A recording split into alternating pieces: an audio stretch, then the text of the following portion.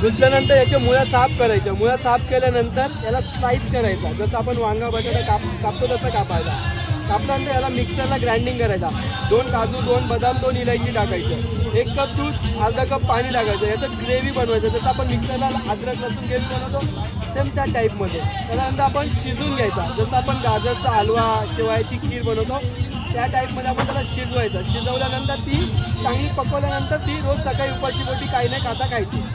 याचा बेनिफिट तुम्हाला संधिवात, नस दबली असेल, या तुमच्या जेवढे पण गॅप आहेत, मणक्यातील गॅप, स्पॉन्डिलायटिस, सर्वायकलमधले गॅप, तुमचा पोजन शोल्डर असेल, या तुमच्या नीमध्ये ऑस्टिओआर्थरायटिस, काटले, जे वंगण कमी होते, या गुडघ्याची गादी कमजोर होते, जी आपण बॉडीची झीज झाल्यामुळे कटकट आवाज येतो, तर ते हा पूर्णपणे रिकवर केला होतो. याने जी बॉडीमध्ये जी ताकद नाही आहे, तुमच्या विकनेस आहे, तो हा पूर्ण रिकवर केला होता या कंदाने.